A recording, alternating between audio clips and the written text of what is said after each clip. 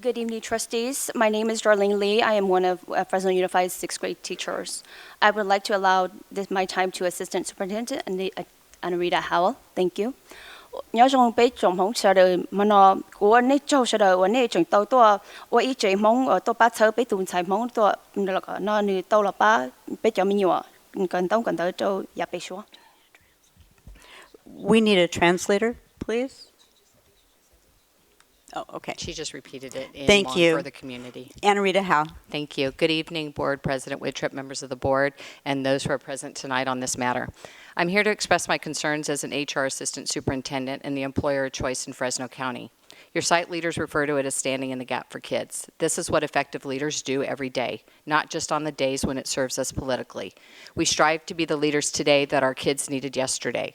I am here to stand in that gap and give my perspective as well as all of my wonderings. My first observation is that Superintendent Nelson has been in his position for 7 years, with Misty Herr as his deputy for the past 3. Each year, Superintendent Nelson received a positive evaluation, and now we are divisive.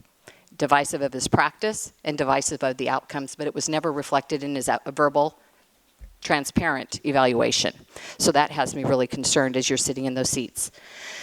Also, I'm kind of concerned about the internal candidates are considered minorities and people of color, but they're not being given an opportunity to interview at this point as was scheduled.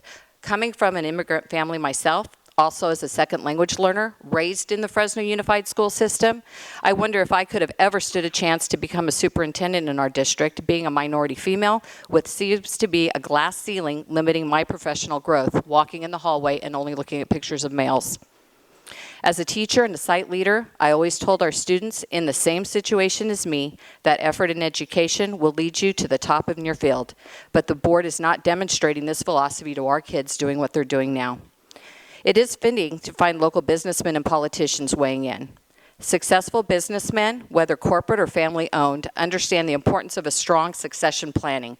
Most CEOs have their successor trained and ready to promote to allow for a smooth transition. Successful elected officials also understand the importance of growing up and knowing the intricacies of the areas they serve. They speak to the history, the infrastructure, and their needs of their constituents because they have walked in their shoes in their valley in this community. They understand the access and the lack of access that we have provided.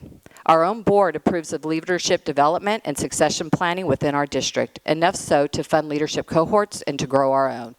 Most recently, our board has approved our new doctoral program to move beyond succession at sites. So let's take some of those concepts, apply them to hiring a superintendent who knows this district from a variety of roles. My wondering is why we question that succession planning now you have been supporting for the last 10 years.